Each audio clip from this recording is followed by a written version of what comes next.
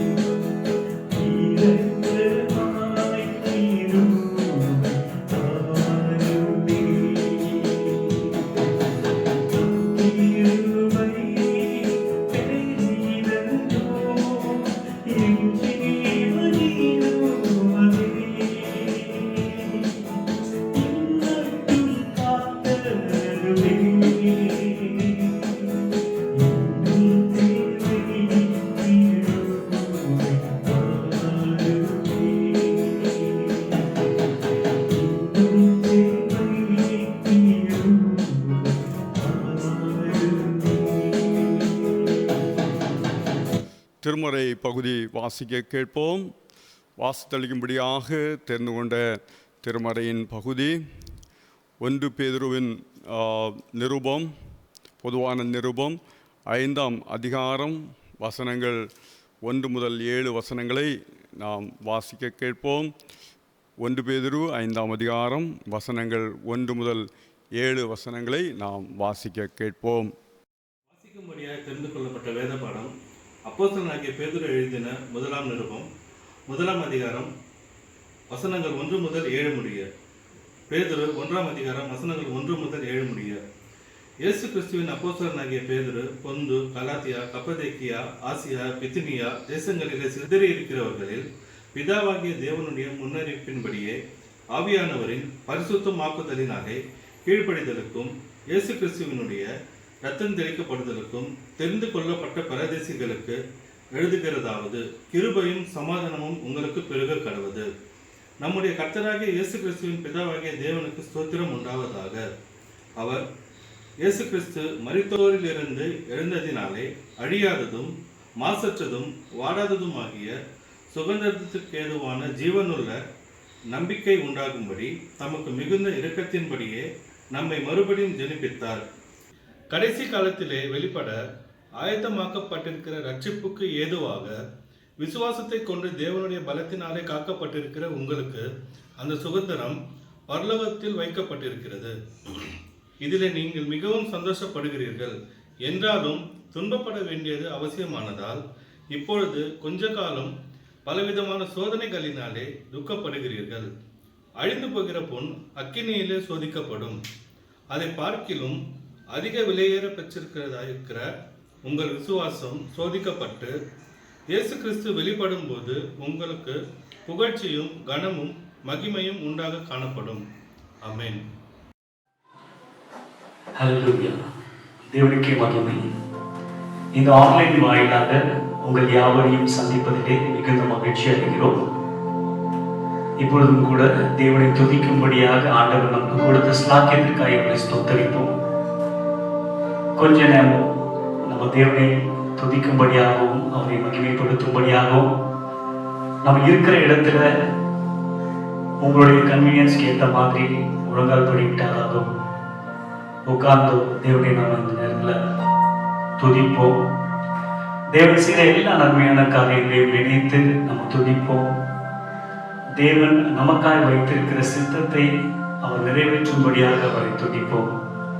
கொஞ்ச நேரம் மாத்திரம் நம்முடைய வாய்களை திறந்து உங்களுடைய உள்ளத்தின் ஆழத்திலிருந்து அவரை நாம் துதிப்போம்.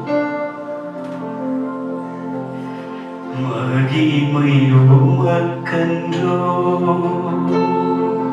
மாட்சிமையோ மக்கன்றோ, மகிமையோ மக்கன்றோ, மாட்சிமையோ மக்கன்றோ, துதியும் புகழும் ஸ்தோத்திரமும் தூயவரும் மக்கன்றோ, துதியும் புகழும் ஸ்தோத்திரமும் தூயவரும் மக்கன்றோ.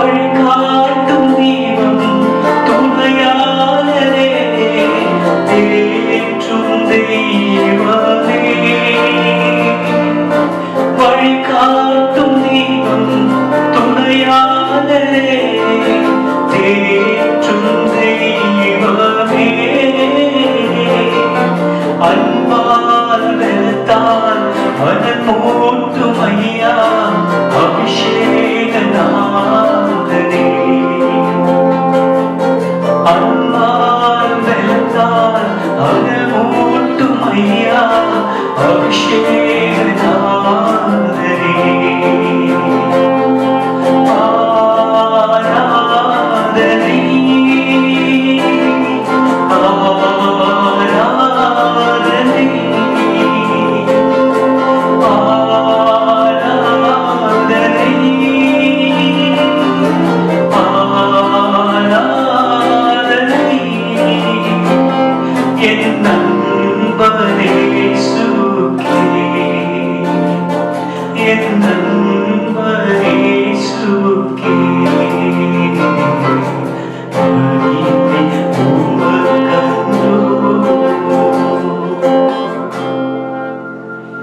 நேரத்திலும் கூட இந்த கொரோனா பேண்டமிக்னால நிறைய பேர் பாதித்திருக்கிறாங்க. நம்முடைய ஃப்ரெண்ட்ஸ் சர்க்கிள்ல, ஃபேமிலி சர்க்கிள்ல, நம்முடைய திருச்சபையில எத்தனையோ பேர் இந்த வியாதியினால கஷ்டப்பட்டு கொண்டிருக்கிறாங்க. நம்முடைய உற்றார் உறவினர்கள் நிறைய பேர் இந்த வியாதியினால மறித்து போயிருக்கிறாங்க. நமக்குன்னு ஒரு ஆறுதல் ஒரு யாருமே கிடையாது. எல்லாமே ஆண்டவருடைய சித்தத்தின்படி தான் நடந்துட்டு இருக்கு. ஒருவேளை இது நமக்கு ரொம்ப கஷ்டமான விஷயமா இருக்கலாம். நம்முடைய ஃபேமிலியில, நம்முடைய ஃப்ரெண்ட்ஸ் சர்க்கிள்ல நம்ம ஒரு இழந்திருக்கிறோம் அப்படின்னா அது நமக்கு தாங்கிக் கொள்ள முடியாத ஒரு பாரம். ஆனாலும் நம்ம வசனத்துல எழுதப்பட்டிருக்கிறது போல நம்முடைய தலையில இருக்கிற ஒரு முடி கூட அவருடைய சித்தம் இல்லாமல் விழுறது கிடையாது. ஆண்டவர் இந்த சித்தத்தை நம்முடைய வாழ்க்கையில நிறைவேற்றிருக்கிறதுக்கு, ஆண்டவர் இந்த விஷயத்தை நம்முடைய வாழ்க்கையில அனுமதித்திருக்கிறதுக்கு ஒரு காரணம் உண்டு. இருந்தாலும் நமக்கு ஆறுதல் தரும்படியான தேவன் அவர். இந்த நேரத்துல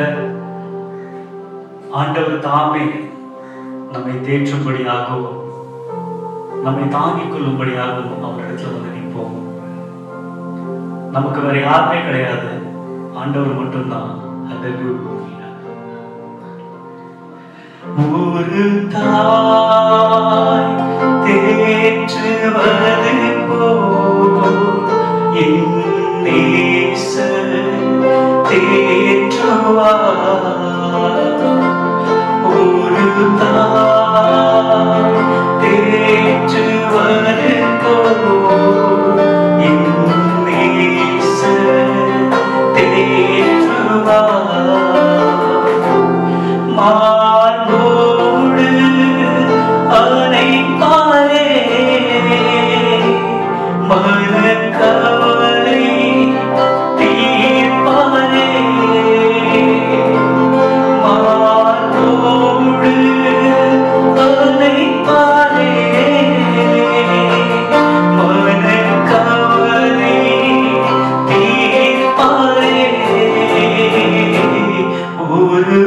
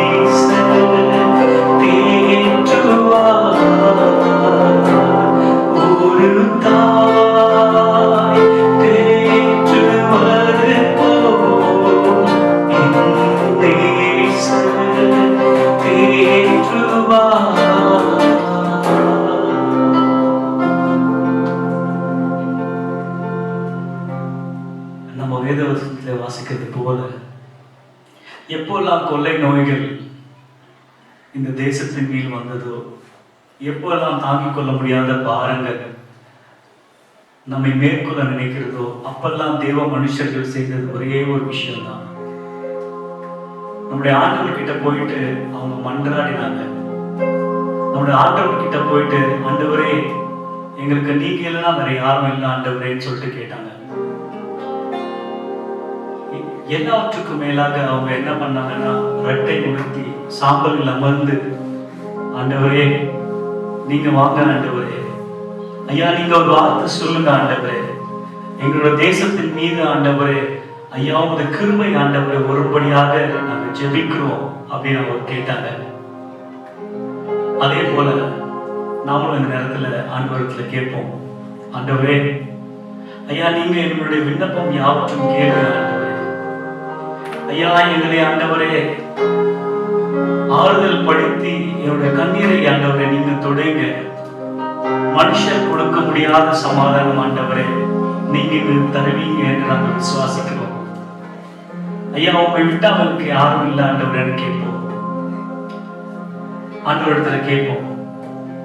இருக்கிற இடத்துல நம்முடைய இருதயத்தின் ஆழத்தில் இருந்து ஒருவேளை ஆண்டவரே எங்களோட தப்பிதங்கள் ஆண்டவரே, என்னுடைய செயல்கள் ஒருவேளை ஆண்டவரே நமக்கு பிரியம் இல்லாமல் இருந்திருந்தால் மன்னிக்க ஆண்டவரே.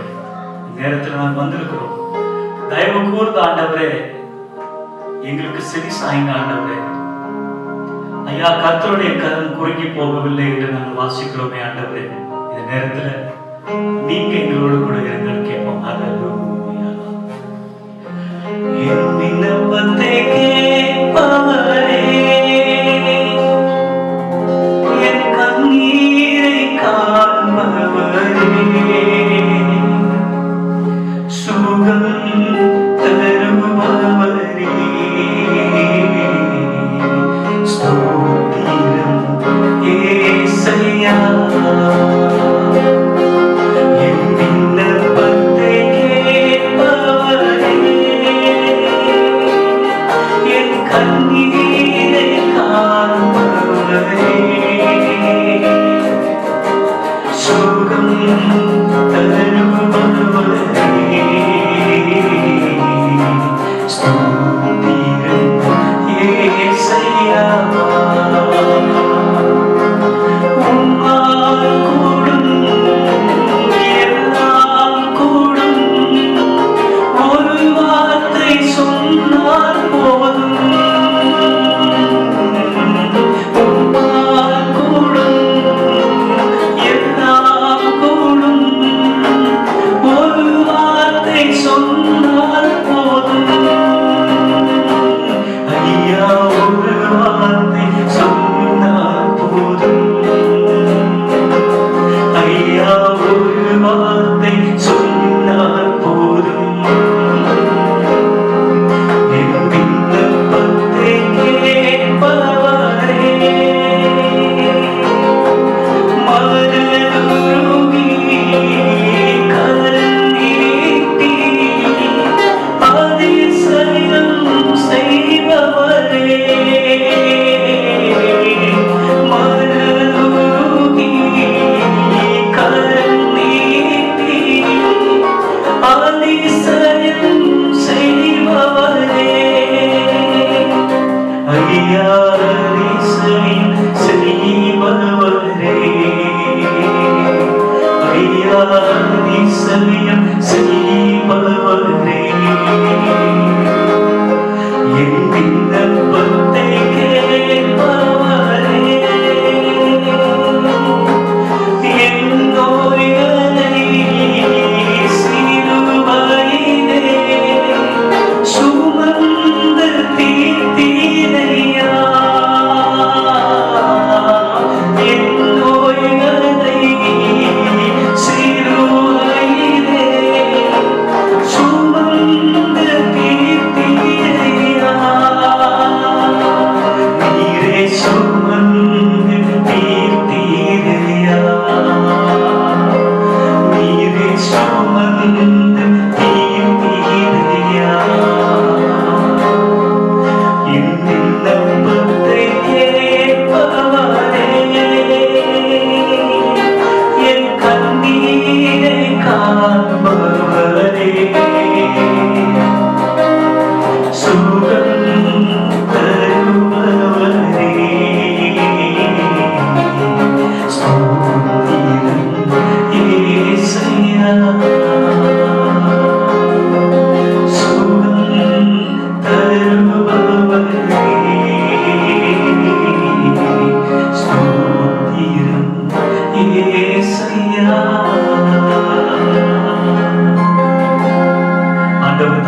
தேசத்தின் மீது அவருடைய அழகான கிருபையை பொழிய போவதற்காக அவரை ஸ்தோத்திரிப்போம். நாம் பாடினது போல நம்முடைய நோய்கள் யாவற்றையும், நம்முடைய பாரங்கள் துக்கங்கள் யாவற்றையும் அவர் சிலுவையிலே சுமந்து தீர்த்தவர். நம்முடைய விண்ணப்பத்தை ஆண்டவர் கேட்டிருக்கிறார். நிச்சயமாக கூடிய விரைவில் நமக்கு இருக்கிற பலவீனங்கள், நமக்கு இருக்கிற சுகவீனங்கள், நம்முடைய வியாதிகள், நாம மேற்கொள்ள முடியாத காரியங்கள் யாவற்றையும் ஆண்டவர் மாற்றி போட போவதற்காக அவரை ஸ்தோத்தரிப்போம். நீங்க கேட்கறதுக்கு முன்னாடியே நமக்கு என்ன வேணும்னு ஆண்டவருக்கு தெரியும். ஆண்டவர் நமக்கு கொடுக்க அவர் நல்லவராக இருக்கிறார். இந்நேரத்தில் நம்ம பாடி இருக்கிறோம், நம்ம கேட்டிருக்கிறோம், நம்ம விண்ணப்பத்தை ஆண்டவருடைய பாதத்தில் வைத்திருக்கிறோம். இந்நேரத்துல தாவீது சொன்னது போல, தாவீது ரொம்ப பெரிய ராஜாவா இருந்தார். அவருக்கு எல்லாமே இருந்தது. ஆனா அவர் நெருக்கப்படும் போது தாவீது சொல்றார், ஆண்டவரே எனக்கு வேற யாருமே இல்லை, ஆண்டவரே ஆண்டவரே உண்மை விட்டா எங்களுக்கு வேற யாருமே இல்லை, ஆண்டவரே நீங்க தான் என்னுடைய தஞ்சம், நீங்க தான் என்னுடைய கோட்டை, ஆண்டவரே ஐயா நாங்க வந்து ஆண்டவரே மறைவிடங்களை ஒளிந்து கொள்ள வேண்டிய ஒரு இடம் நீங்க தான். இந்த செட்டை மரங்களை எங்களை காத்துக் கொள்ளுங்க. உமது கோட்டையின் மத்தியில ஆண்டவரை எங்களை வைத்து நீங்க பாதுகாக்கும்படியாக ஜெபிக்கிறோம். ஆண்டவரே ஆண்டவரே இந்த நோய்கள், வியாதிகள், எங்களுடைய கஷ்டங்கள், பலவீனங்கள் எல்லாவற்றையும் ஆண்டவரே நமது பால்படியில் நாங்கள் வைத்துட்டோம். எங்களை சுற்றிலும் நீங்க இருங்க ஆண்டவரே. ஒரு கோட்டையை போல நீங்க சுற்றிலும் இருங்க ஆண்டவரே. நீங்க எங்களை பாதுகாத்துக் கொள்ளுங்க ஆண்டவரே அப்படின்னு தாவீது சொன்னது போல நாங்கள் சொல்லுவோம். நீரே என் தஞ்சம், நீரே என் கோட்டை, நீரே என் ரட்சகர், நீரே ராஜா. எல்லாரும் சேர்ந்து சொல்லுவோம், நீரே என் தஞ்சம், நீரே என் கோட்டை, நீரே என் ரட்சகர்,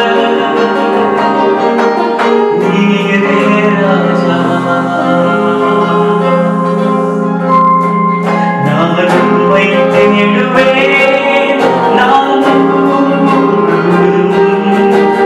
உம்மை சேவிப்பேன் வாழ்நாளெல்லாம்.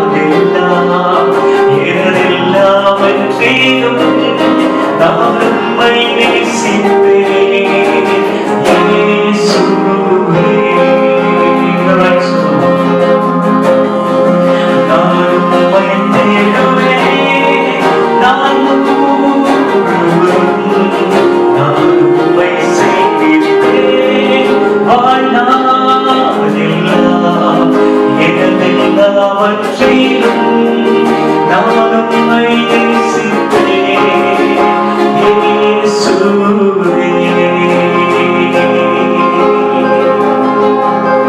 இயேசுவே ராஜா, இயேசுவே மீட்பர், இயேசுவே தேவன்,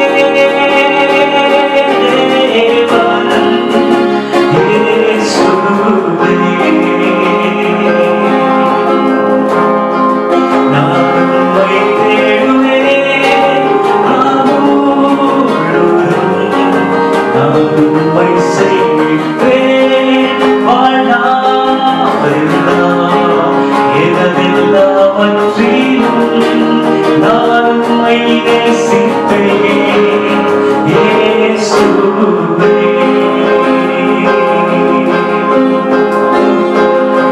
இயேசுவே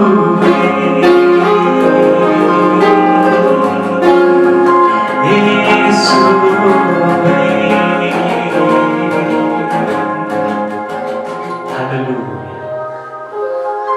நம்மளோட விருப்பத்தை ஆண்டவர்கள் சொல்லியிருக்கிறோம், நம்மளுடைய ஜெபத்தை ஆண்டவர்கள் சொல்லியிருக்கிறோம். ஆண்டவர் நம்மை கோட்டையை போல சுற்றிலும் மறைத்து அவருடைய பாதுகாப்பை நமக்கு தரப்போகிறார். அதற்காக அவரை ஸ்தோத்தரிப்போம். ஹல்லேலூயா. ஆண்டவருடைய ரத்தம் நம்முடைய வீடுகள் சுற்றிலும், நம்முடைய உற்றார் உறவினர்கள் நம்மை சுற்றிலும் தெளிக்கப்பட்டிருப்பதற்காக அவரை ஸ்தோத்தரிப்போம். எந்த விதமான பலவீனங்களோ எந்த விதமான வியாதிகள் நம்மை மேற்கொள்ள போகாமல் இருப்பதற்காக அவரை ஸ்தோத்தரிப்போம். நமக்கு விரோதமாய் உருவாக்கப்படும் எந்த ஆயுதமும் வாய்க்காமல் போகும் என்று விசுவாசிப்போம். ஹல்லேலூயா. கர்த்தர் தாமே நம்மோடு கூட இருப்பாராக. ஆமென். இந்த நாளிலேயும் கர்த்தர் நம்மை மீண்டுமாக அவரை நோக்கி பார்க்கத்தக்கதாக ஒரு புதிய நாளை தந்திருப்பதோடு மட்டுமல்லாதபடி புதிய ஒரு ஞாயிற்றுக்கிழமையையும் தந்திருக்கிறார். அதற்காக ஆண்டவருக்கு நன்றி சொல்லுவோம். மிகவும் நெருக்கமான காலகட்டத்திலே நாம் வாழ்ந்து கொண்டிருக்கிறோம். கர்த்தருடைய கிருபை என்றும் உள்ளது என்று சொல்லி நாம் பார்க்கின்றோம். அந்த நெருக்கமான காலகட்டத்திலேயும் என்றும் உள்ள தம்முடைய கிருபையினாலே ஆண்டவர் நம்ம ஒவ்வொருவரையும் தாங்கி வருகிறார். அந்த மேலான தயவுக்காக அவருடைய இரக்கங்களுக்காக ஆண்டவருக்கு நன்றி சொல்லுவோம். எங்கும் மரணத்தின் ஓலங்கள் வலித்துக் கொண்டிருப்பதை நாம் கேட்கின்றோம். எத்தனையோ விதமான மரணங்களை குறித்து நாம் கேள்விப்படுகிறோம்.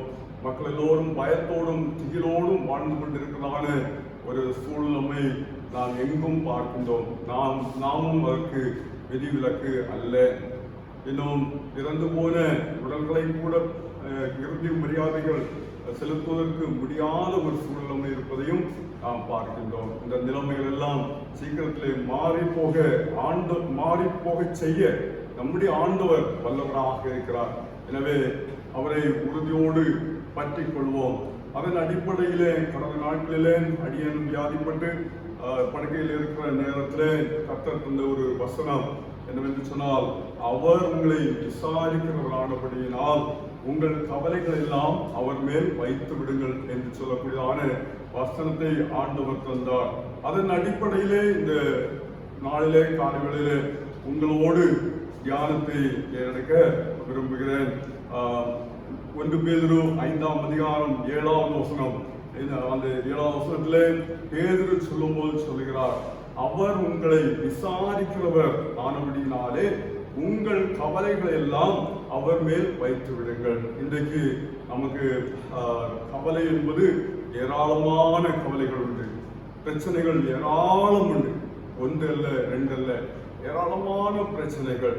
இந்த லாக்டவுன் மீதுமாக ஆரம்பித்ததினாலே பொருளாதாரத்தை குறித்தான பிரச்சனைகள், கவலைகள், அன்றாட தேர்வுகளை குறித்தான கவலைகள், அதோடு மட்டுமில்லாதபடி இந்த நோய் தொற்றின் நெருக்கமான ஒரு சூழ்நிலைமைகள். இப்படிப்பட்ட நிலைமையில நம்ம எல்லாரும் கவலையோடும் கண்ணீரோடும் பாரத்தோடும் நாளை என்ன நடக்குமோ, அடுத்த மணித்துளியில என்ன நடக்குமோ என்று சொல்லி நாம் வாழ்கிற ஒரு சூழ்நிலை இருப்பதை நாம் மறக்க முடியாது.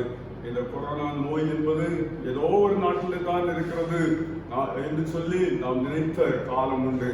அது ஏன் இங்க வரப்போகிறது என்று சொல்லி நாம் நிர்விசாரமாக இருந்த காலம் உண்டு. இந்தியாவுக்குள் வந்தபோது இந்தியாவில தானே ஏதோ ஒரு மூலையில் இருக்கிறது என்று சொல்லி நினைத்துக் கொண்டிருந்தோம். அது நம்முடைய ஊருக்கே வந்து விட்டது. ஊருக்கு வந்ததுடன் நம்முடைய தெருவுக்கு இங்க வரப்போகுது அப்படின்னு நினைச்சோம். தெருவுக்கு வந்து விட்டது. ஏன் நம்ம வீட்டுக்குள்ளாடியே வந்து விட்டது. அதோடு மட்டுமில்லாமல் நம்முடைய சொந்தங்கள், நம்முடைய உறவின் முறைகள் மற்றும் அல்லாதபடி நம்முடைய நட்பு வட்டாரங்களிலே உள்ள அநேகர் நம்முடைய தங்களுடைய உயிரை வாய்த்திருக்கிறார்கள். நம்முடைய திருச்சபையிலேயும் கடந்த நாட்களிலே நாம் 2 வார இடைவெளியிலே 3 பேரை நாம் இழந்திருக்கிறோம். அப்படிப்பட்டதான ஒரு நெருக்கமான சூழ்நிலைமைகள் நிச்சயமாக நம்மளை கவலைப்பட வைக்கக்கூடிய சூழ்நிலைமைகள் என்பதில் எந்த விதமான சந்தேகம் இல்லை. இந்த கவலைப்படக்கூடியதான இந்த சூழ்நிலையிலையும் ஆண்டவருடைய வார்த்தை நமக்கு சொல்கிறது. பேதுரு நமக்கு ஆலோசனைகளை சொல்கிறார். நம்மை விசாரிக்கிற ஆண்டவர் ஒருவர் இருக்கிறார். நம்மை விசாரித்து அறியக்கூடிய ஆண்டவர் ஒருவர் இருக்கிறார். அதனால உங்களுடைய கவலைகள் எப்பேற்பட்டதாக இருந்தாலும் அதை அவரிடத்திலே வைத்து விடுங்கள் என்று சொல்லி இங்க ஆலோசனை சொல்லுகிறதை நாம் பார்க்கின்றோம். அவர் நம்மை விசாரித்து அறிகிறவர். நம்முடைய ஆண்டவர் கேட்டு அறிகிறவர். நம்மை விசாரித்தல் என்று சொன்னால் ஒரு நபரை குறித்து அவருடைய நிலைமையை குறித்து கேட்டு தெரிந்து கொள்வது, கேள்விகளை கேட்டு எப்படி இருக்கிறது, இது எப்படி சென்று கொண்டிருக்கிறது, உங்களுடைய தேவைகள் எல்லாம் எப்படி சந்திக்கப்படுகிறது போன்ற கேள்விகளை கேட்டு விசாரித்து அறிந்து அந்த தேவைகளை நிறைவு செய்கிறவர் நம்முடைய ஆண்டவர். அப்படி இருக்கிறபடினாலே நம்முடைய கவலைகள் எப்பேற்பட்டதாக இருந்தாலும், அது வாழ்க்கையில் எந்த விதமான கவலைகளாக இருந்தாலும், எந்த ஒரு நிலையை குறித்ததான கவலையாக இருந்தாலும், அதை குறித்து நம்மை விசாரிக்கிற ஆண்டவர் ஒரு இருக்கிறார். எனவே அவரிடத்திலே நீங்கள் வைத்து விடுங்கள். நீங்களே வைத்துக் கொண்டிருந்தால் நிச்சயமாக அது உங்களால் சுமக்க முடியாததாகவே இருக்கும். நீங்களே அதை வைத்துக் கொண்டிருந்தால் உங்களால் அது சுமக்கக்கூடாத பாரமாக மாறிவிடும்.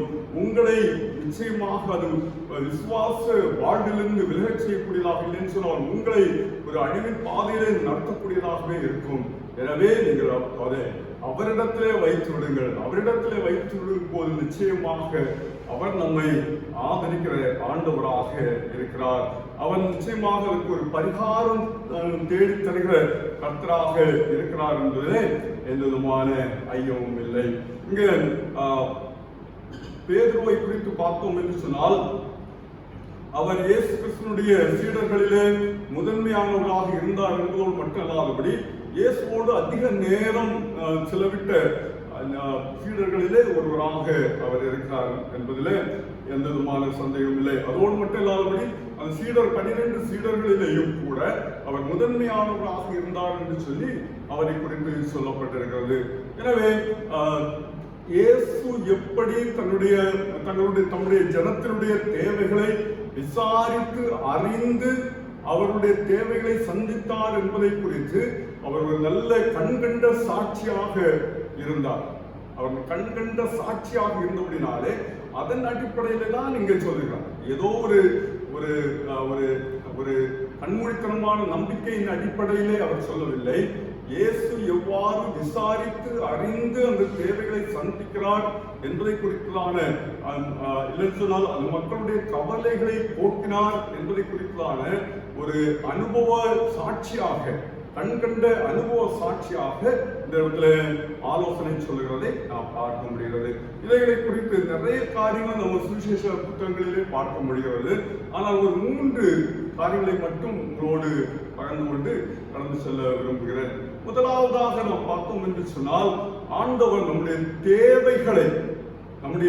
தேவைகளை விசாரித்து அறிந்து திருப்திப்படுத்துகிற ஆண்டவர். நம்முடைய தேவைகளை அவர் விசாரித்து அறிந்து அதை திருப்திப்படுத்துகிற ஆண்டவராக இருக்கிறார். தேவைகள் என்று சொல்லும் போது பொதுவாக உலக பிரகாரமான தேவைகள் உண்டு, சரீர பிரகாரமான தேவைகள் உண்டு, இன்னுமாக ஆவிக்குரிய தேவை என்பது அது மிகவும் அத்தியாவசியமான ஒன்றாகவும் இருப்பதை நாம் மறுப்பதற்கில்லை. இயேசு கிறிஸ்து இந்த எல்லா தேவைகளையும் சந்திக்கிற ஆண்டவராக இருக்கிறார். முதலாவதாக நம்ம அதுக்கு நல்ல ஒரு எடுத்துக்காட்டாக பார்ப்போம் என்று சொன்னால், மத்தேயு எழுதின நற்செய்தி நூல் 14ஆம் அதிகாரம் 14வது வசனத்திலிருந்து 20வது வசனம் வரை உள்ள பகுதியை நாம் பார்ப்போம் என்று சொன்னால், அங்கே ஒரு அற்புதத்தை ஆண்டவர் நிகழ்த்துகிறார். அங்கு அற்புதத்தை நிகழ்த்துகிற நேரத்தில் அங்கு நடக்கிற ஒரு விசாரித்து அறிந்து மக்களுடைய தேவை என்னது என்பதை அறிந்து அவர்களுடைய தேவையை சந்திக்கிறதை நாம் பார்க்கின்றோம். அதை குறித்து தெளிவாக மத்தேயு நற்செய்தியாளர் விவரித்து சொல்லுகிறதையும் நாம் பார்க்க முடிகிறது. அதில் குறிப்பாக நாம் சொல்லுவோம் என்று சொன்னால், இயேசு திரளான ஜனங்களை கண்டு அவர்களுக்கு ஆவிக்குரிய மன்னாவை கொடுக்கிறார். அவருடைய தேவையை அறிந்து, ஆவிக்குரிய தேவையை அறிந்து அநேகருக்கு சுகத்தை கொடுப்பதோடு மட்டுமல்லாதபடி ஆண்டவருடைய வார்த்தையும் பகிர்ந்து கொள்ளுகிறார். நம்முடைய வார்த்தையும் பகிர்ந்து கொண்டார் என்று சொல்லி நாம் பார்க்கின்றோம். இன்னும் 15ஆம் அதிகாரம் 30வது வசனம் அது தொடர்ச்சுள்ள வசனங்களில் நாம் பார்க்கணும்னு சொன்னால், அங்கேயும் இதை போலத்த ஒரு அற்புதம் நிகழ்கிற நிகழ்வை குறித்து சொல்லப்பட்டிருக்கிறது. இந்த 2 நிகழ்விலேயும் நாம் பார்த்தோம் என்று சொன்னால், அவர் ஆவிக்குரிய போஜனத்தை முதலாவது கொடுக்கிறார். அவளுக்கு தம்முடைய வார்த்தைகளை அவளோடு பகிர்ந்து கொள்ளுகிறார். அந்த வார்த்தைகளை கேட்ட மக்கள் இரண்டாவது பகுதி, அதாவது 15ஆம் அதிகாரத்தில் 3 நாளளவும் அதே இடத்திலே தங்கி விடுகிறார்கள். இன்னும் 14ஆம் அதிகாரத்தில் பார்த்தோம் என்று சொன்னால், அவர்கள் சாயங்காலமான போது அவர்கள் எல்லோருக்கும் பசி உண்டாயிற்று. இதை ஆண்டவர் அறிந்து கொள்கிறார். அறிந்து கொண்ட உடனே அவர் இந்த ஜனங்களின் மீது மனதுருகி அவர்களிடத்தில் கேட்கிறார். அது ஜனங்கள் அவருடைய அதாவது சாயங்காலமான போது, மன்னிக்கவும், சாயங்காலமான போது அவருடைய சீஷர்கள் அவரிடத்தில் வந்து சொல்லுகிறார்கள், ஆண்டவரே, இவர்களை நீர் அனுப்பிவிடும். வனாந்திரமான இடம், மாலை நேரமாயிற்று, இவர்கள் கிராமங்களுக்கு போய் ஏதாவது அவர்கள் சாப்பிடுறதுக்கு வாங்கிட்டு வரட்டும், நீர் அனுப்பிவிடும் என்று சொல்லி அவரிடத்துல பரிந்துரை செய்கிறார்கள். ஆனால் 15ஆம் அதிகாரத்திலே பார்த்தோம் என்று சொன்னால், 3 நாட்கள் நாளாகவும் அவர்கள் அதே இடத்திலே தங்கியிருந்தபடியினாலே அவருக்கு பசியுண்டாயிற்று. இன்னும் ஆண்டவர் இயேசு கிறிஸ்துவும் அங்கே சொல்லும் போது, இவர்களை இப்படியே நான் அனுப்பிவிட விரும்பவில்லை, இவர்களை இப்படியே அனுப்பிவிட்டால் வழியிலே அவர்கள் சோர்ந்து போய் விடுவார்கள். எனவே உங்களிடத்துல என்ன இருக்கிறது, உங்களிடத்துல இருப்பதை கொடுங்கள் அப்படின்னு சொல்லி கேட்கிறார். இல்லைன்னு அவங்களுக்கு சாப்பாடுக்கு ஏற்பாடு பண்ணுங்க அப்படின்னு சொல்லி சொல்றாரு. ஆனா இதுவும் பண்ண முடியாத ஒரு சூழ்நிலை. உடனே சொல்லுகிறார்கள், இங்க 7 அப்பம் இருக்கிறது என்று சொல்லி 15ஆம் அதிகாரத்தில் நிகழ்வுல சொல்லப்பட்டிருக்கிறது. முதலாவது அந்த குறிப்பில், அதாவது 14ஆம் அதிகாரத்தில் அங்கே சொல்லும் போது 5 அப்பமும் 2 மீனும் இருப்பதை குறித்து சொல்லப்படுகிறது. அதை கொண்டு ஆண்டவர் அதிசயத்தை நிகழ்த்தியதாக, அதிலிருந்து மீதி எடுத்ததாகவும் சொல்லப்படுகிறது. இந்த அற்புதம் என்பது நமக்கு கற்றுத்தருகிற பாடம் என்னவென்று சொன்னால், அதாவது ஆண்டவர் ஆத்மீக பசியை மட்டும் போக்குகிறவர் அல்ல, நம்முடைய ஆவிக்குரிய சரீரத்தினுடைய தேவையும் அறிந்து, மனிதனுடைய தேவைகள் என்னது என்பதை அறிந்து, அந்த தேவையை விசாரித்து அறிந்து அதை நிவர்த்தி செய்கிற ஆண்டவர் என்பதை நாம் கண்டுகொள்ள முடிகிறது. அதனால்தான் பேதுரு சொல்லும் போது சொல்கிறார், அவர் உங்களை விசாரிக்கிறவர் ஆனபடினால் உங்கள் கவலைகள் எல்லாம் அவர் மேல் வைத்து விடுங்கள். அவர் நம்மை விசாரித்து அறிகிறார். நம்முடைய தேவைகளை, ஆவிக்குரிய, இன்னும் உலக பிரகாரமான, நம்முடைய சரீர பிரகாரமான தேவைகளை அவர் விசாரித்து அறிந்து நமக்கு நிவர்த்தி செய்கிற ஆண்டவராக இருக்கிறார் என்று சொல்லி பார்க்கிறோம். இந்த காலகட்டத்திலையும் கூட நம்முடைய தேவைகளை அறிகிறவர் அவர் ஒருவர் இருக்கிறார். நமக்கும் அந்த லாக்டவுன் நிமித்தமாக போதுமான வேலை இல்லை, வருமானம் இல்லாத ஒரு சூழ்நிலைகள், அன்றாட தேவைகளை சந்திப்பதை குறித்தான சவால் நிறைந்த ஒரு சூழ்நிலையிலே நாம் வாழ்ந்து கொண்டு இருக்கிறோம். அரசாங்கம் ஏதோ ஒரு சில உதவிகளை செய்கிறது, இருந்தாலும் அது போதுமானதாக, அது முழுவதுமாக போதுமானதாக இருப்பதில்லை. ஆண்டவர் நிச்சயமாக இந்த காலகட்டத்தில் நம்முடைய தேவைகளை அறிந்து, நம்மை விசாரித்து அறிந்து அவர் நிவர்த்தி செய்கிற ஆண்டவர் என்பதை நாம் அறிந்து கொள்ள அழைக்கப்படுகிறோம். முதலாவதாக தேவைகளை விசாரித்து அறிந்து திருப்திப்படுத்துகிற ஆண்டவராக இருக்கிறார். இரண்டாவதாக நம்ம பார்த்தோம் என்று சொன்னால், நம்முடைய அற்ப விசுவாசத்தை அறிந்து விசுவாசத்தை உறுதிப்படுத்துகிறார். நம்முடைய அற்பமான விசுவாசம், அற்ப விசுவாசம் என்று சொல்லும் போது உறுதி இல்லாத, ஒரு நிரந்தரம் இல்லாத, ஒரு திடத்தன்மை இல்லாத ஒரு குறைந்த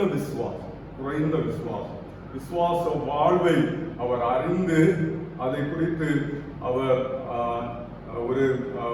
அதாவது அதை நிறைவு செய்கிற, இல்லைன்னு அந்த விசுவாசத்தை உறுதிப்படுத்துகிற ஆண்டவராக அவர் இருக்கிறார். அதற்கு நல்ல எடுத்துக்காட்டாக மத்தேயு 14ஆம் அதிகாரம் 24 முதல் 32 வசனம், அதே பகுதி, அதே அதிகாரத்தில், அதாவது 14ஆம் அதிகாரம் 24வது வசனத்திலிருந்து நாம் பார்த்தோம்னு சொன்னால், அவர்கள் நடுக்கடலிலே படவிலே சென்று கொண்டிருக்கும் போது இரவிலே பலத்த காற்றடிக்கும் போது இந்த சீடர்கள் அங்கே அவர்கள் பிரயாணம் பண்ணி கொண்டிருந்த சீடர்கள் எழும்பி பார்க்கிறார்கள்.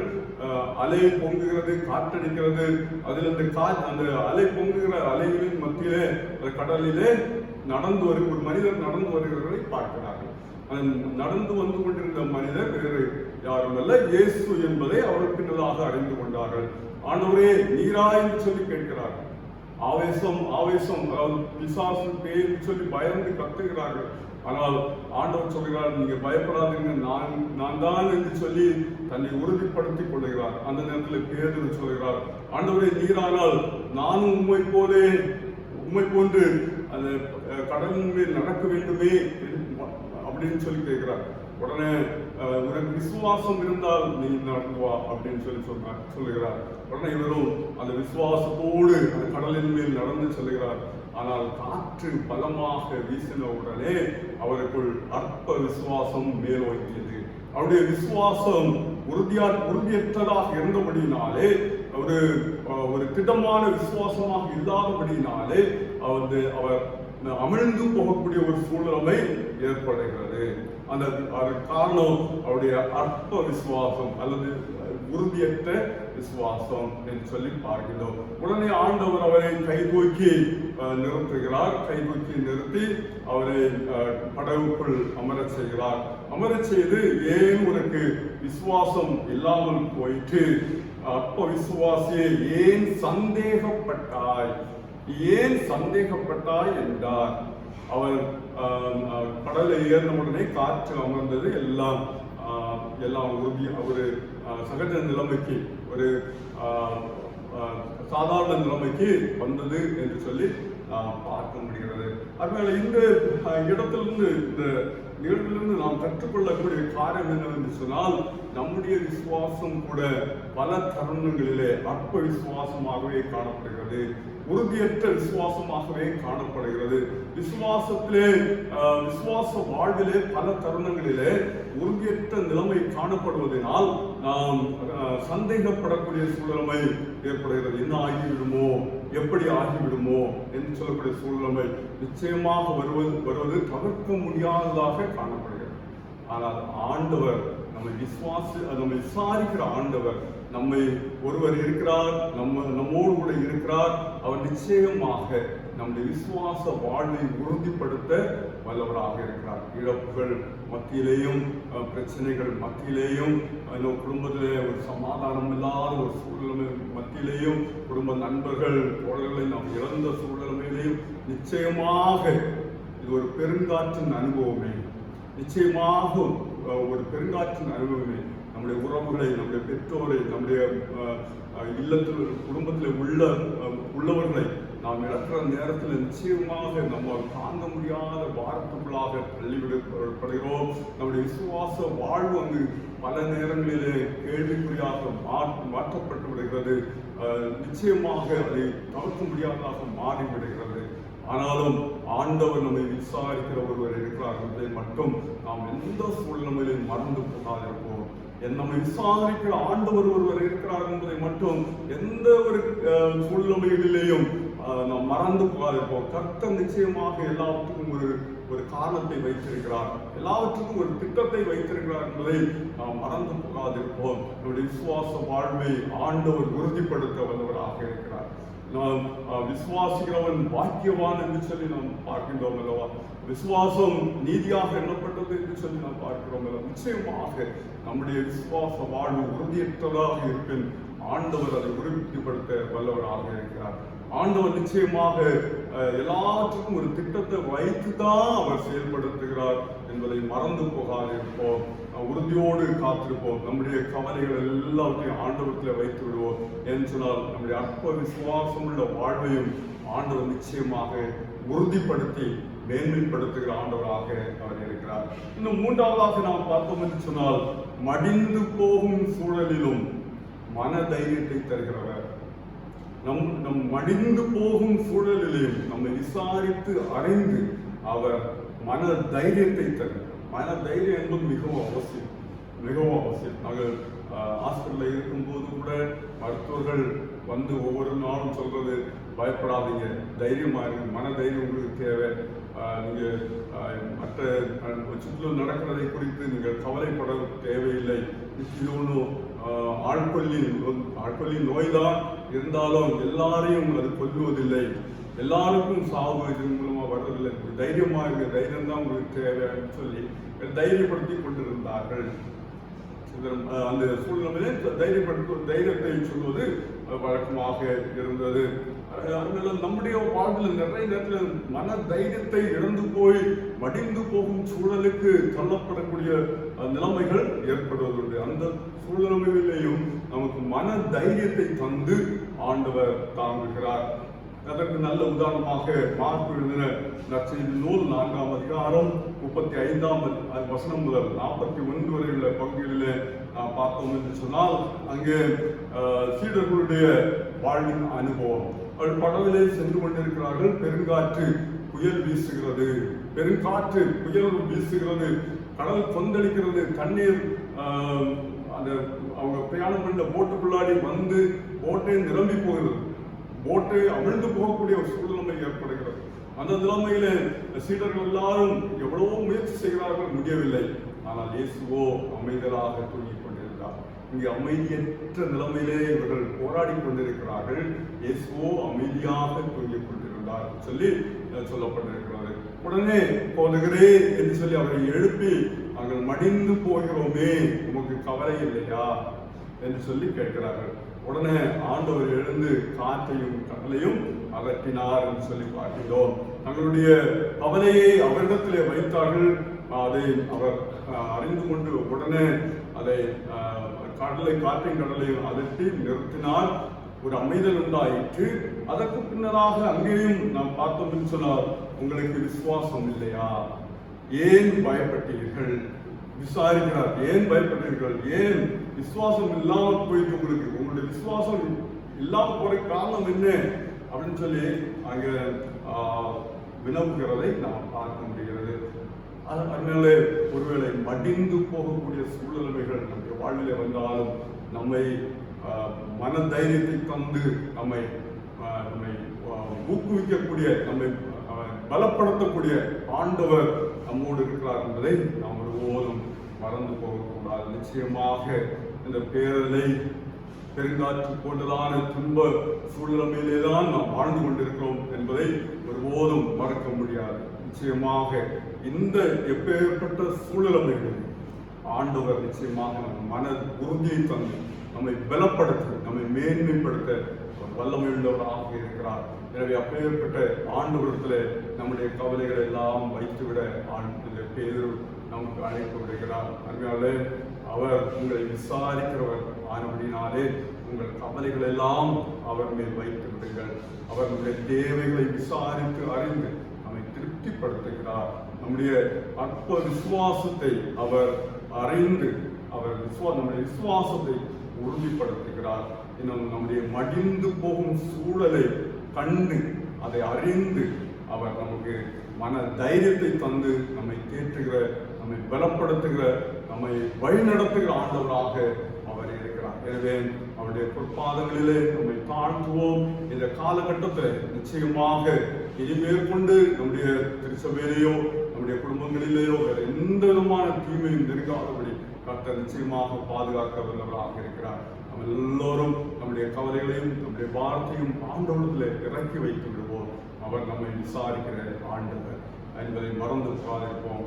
கர்த்தர் தாமே இந்த வார்த்தைகளால் நம்மை ஆசீர்வதிப்பாராக. ஆமென். இப்பொழுது எல்லாரும் நாம் ஆண்டவரை நோக்கி ஜெபிக்க போகிறோம். எல்லாரும் நாம் இருக்கிற இடங்களில் முழங்கால் படியிட முடிந்தவர்கள் முழங்கால் படியிடுங்கள். முழங்கால் படியிட்டு ஆண்டவரை நோக்கி நாம் ஜெபிப்போம். நல்ல ஆண்டவரே, உம்மை நன்றியோடு சொல்கிறோம் சுவாமி, ஸ்தோத்திரம் சொல்கிறோம். எங்களை விசாரிக்கிற ஆண்டவர், விசாரித்து அறிகிற ஆண்டவராக இருக்கிறேன் சுவாமி. ஆனபடினாலே எங்கள் கவலைகள் எல்லாவற்றையும் இடத்துல வைத்து விடுகிறோம் சுவாமி. இந்த உலகத்தின் போராட்டம் ஆண்டவரே, உலக மக்களுடைய போராட்டங்களை நாங்கள் பார்க்கிறோம் ஆண்டவரே.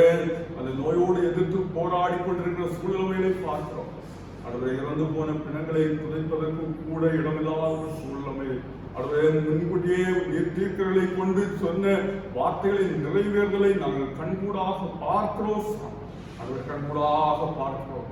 ஆனாலும் ஆண்டவரே, இந்த நிலைமை சீக்கிரத்திலே மாறி போகட்டும். உங்களுடைய வல்லமையுள்ள கரங்கள் தேசத்தை தொடுவதாக, தேசத்தின் குடிகள் எல்லாரும் உங்களுடைய ஆண்டவரே வல்லமையை உணர்ந்து கொள்ள கண்டுகொள்ள நிச்சயிக்கலாம். இந்த கரங்களிலே தருகிறோம் சாமி. இந்த திருச்சபை பிள்ளைகள் எல்லாரையும் நீ பாதுகாத்துக் கொள்ளும். ஆண்டவரே, குடும்பங்களை பாதுகாத்துக் கொள்ளும் சாமி. ஒவ்வொரு குடும்பங்களையும் பாதுகாத்துக் கொள்ளும் ஆண்டவரே. இந்த நோய் ஒருவரை கூட தாக்காதபடி தொடர்ந்து நீ காத்துக் கொள்கிறார்கள். யாரெல்லாம் சோதனம் பெற்றிருக்கிறார்களோ எல்லாரையும் சீக்கிரத்தில் சுகப்படுத்தும். உங்களுடைய அற்புதத்தின் கரம் இறங்கி வருவதாக, ஒவ்வொருவரையும் தொட்டு சுகப்படுத்துவதாக சாமி. சுகப்படுத்தி ஆண்டவர் பலப்படுத்தும். அவருடைய விசுவாச வாழ்வை உறுதிப்படுத்தி மேன்மைப்படுத்தும் சாமி. ஸ்திரப்படுத்துகிறார். வல்லமையால் நிரப்புகிறார் சாமி. தொடர்ந்து எங்களை பலப்படுத்துகிறோம். எங்களே உமக்கு வந்த காணிக்கைகளாக அர்ப்பணம் செய்கிறோம். ஆண்டவர் ஏற்றுக்கொண்டு எங்களை மேன்மைப்படுத்துகிறார்கள். நன்மையால் நிறைச்சொல்கிறார்கள். ஆண்டவரே, உங்களுடைய நாமத்துக்கே சாட்சியாக நிற்க உதவி செய்கிறார்கள். உங்களுடைய கரத்திலே தாழ்த்துகிறோம் சாமி. தொடர்ந்து பெரிய காரியங்களை செய்யும் ஆண்டவரே. இந்த வாரத்தில் நீர் எங்களோடு கூட இருக்கிறார்கள். ஆண்டவரே, என்னுடைய தேவைகள் எல்லாம் சந்தியும். அன்றாட உணவை தாரும் சாமி. உடையை தாரும். தங்கும் இடத்தை தாரும். ஆண்டவரே, பொருளாதார தேவைகளை சந்தியும். சுகவீனங்கள் பலவீனங்களை அப்புறப்படுத்தும். இன்னும் கத்திருக்கென்று சொல்லி நாங்கள் ஏறெடுக்கிற ஜபங்கள் எல்லாம் ஆண்டவரே, எங்களுடைய அன்பின் ஆண்டவரே வார்த்தைகள் எல்லாம் பிரயோஜனம் உள்ளதாக இருக்க நீர் உதவி செய்கிறார். உங்களுடைய நாமம் மகிமைப்படட்டும். துதி கனம் மகிமை யாவும் நீரை ஏற்றுக்கொள்ளும். இயேசு ரட்சகர் வழியாக வேண்டுகிறோம் ஜபங்களும் நல்ல பிதாவே. ஆமென். ஆசீர்வாதம் நம்முடைய கர்த்தராகிய இயேசு கிறிஸ்துவின் கிருபையும் பிதாவாகிய கடவுளுடைய அன்பும் தூயாவிய அந்த கூட்டுறவும் ஐக்கிய ஸ்நேகமும் வழிநடத்துகிறோம். நாம் அனைவரோடும் இன்றும் என்றுமான சதா காலங்களிலும் தங்கி நிலைத்திருப்பதாக. ஆமென். என் ஆத்துமாவே கர்த்தரை ஸ்தோத்திரி, என் முழுமையோர் நாமத்தை ஸ்தோத்திரி. என் ஆத்துமாவே கர்த்தரை ஸ்தோத்திரி. கர்த்தர் செய்த சகல